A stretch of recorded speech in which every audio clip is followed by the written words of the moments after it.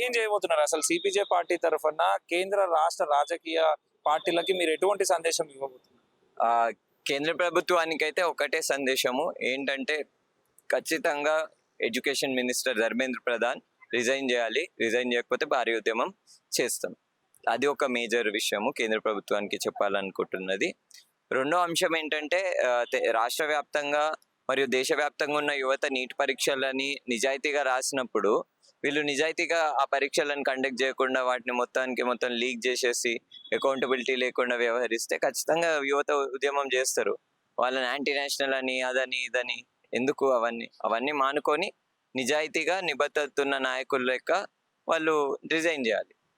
So ఇందాక మీ సిపిజే party సిజేపీ party కార్యకర్తలు మాట్లాడుకుంటూ కేవలం వాళ్ళకి విద్య మీద అవగాహన లేకపోవడము, లేకపోతే మంచిగా చదువుకున్న రాజకీయ నాయకులు లేకపోవడం వల్లనే విద్య ఇలా జరుగుతుంది విద్య విషయంలో అని చెప్పేసి మాట్లాడుతున్నారు. ఎంతవరకు కరెక్ట్? అవును, బరాబర్ కదా. విద్య లేని వాళ్ళు ఆడ కూర్చుంటేనే ఇట్లా అవుతుంది కదా. విద్య ఉన్న వాళ్ళు కూర్చుంటే ఎందుకు అవుతుంది అట్లా? విద్య అని అంటే కేవలము ఏదో అకాడమిక్ సర్టిఫికేట్ కాదు. వేరే విషయం ఏంటంటే నరేంద్ర మోదీ ఆ సర్టిఫికేట్లు కూడా చూపాడు, అది వేరే విషయం. కానీ ఆ విద్యా సర్టిఫికెట్లు ఉండడము it does not certify education certificate. Academic certificate does not certify that one is a good leader. అంటే ఒక వ్యక్తి దగ్గర ఒక అకాడమిక్ సర్టిఫికేట్ ఉంది, డిగ్రీ పట్టా ఉందని అంటే దానికి అర్థము ఆయన ప్రజలందరికీ మంచి చేస్తాడని కాదు. ఆయన చేసిన వ్యవహారాలు ఏంది అని వాస్తవంగా ప్రజల మధ్యలో చేసిన పని ఏందనేది చెప్తుంది. ధర్మేంద్ర ప్రధాన్ చేసింది ఏంది? పేపర్ లీక్, సిబిఎస్ఈ వెబ్సైట్ ఈజీగా హ్యాక్ చేయగలుగుతున్నారు, చేసినారు. సిబిఎస్ఈ రాస్తున్న విద్యార్థులే. ఇంకా చాలా ఎగ్జామ్లలో పేపర్లు కూడా లీక్ అవుతున్నాయి. అది ఆయన ట్రాక్ రికార్డ్ కాబట్టి ఖచ్చితంగా రిజైన్ చేయాలి, అంతే. సో ఇప్పుడు తెలంగాణ విషయానికి వస్తే ప్రభుత్వం వచ్చి 3 ఏళ్ళు అవుతున్నా ఇప్పటి వరకు కూడా విద్యాశాఖ మంత్రి లేడు. సో దీన్ని ఎట్లా చూడొచ్చు తెలంగాణ? బరాబర్ అంటే మా ప్రశ్న ఎప్పుడు బీజేపీనో లేకపోతే బీఆర్ఎస్ నో లేకపోతే కాంగ్రెస్ నో కాదు. వీళ్ళందరూ ఒకటే, దొంగలందరూ ఒకటే, ఈ రాజకీయ కండువాలు కప్పుకున్న దొంగలందరూ ఒకటే. ఆ దొంగలందరినీ నిలదీయడము, భగత్ సింగ్ నినాదాలు ఎత్తుకోవడము, భగత్ సింగ్ ఏ కంటి చూపుతోటి, ఏ దృష్టికోణంతో అయితే భారతదేశాన్ని ఎన్విజన్ చేసిండో, ఆలోచించిండో, ఆ దృష్టికోణంతో తప్పు చేసిన ప్రతి ఒక్కడిని నిలదీయడమే మా ఉద్దేశం.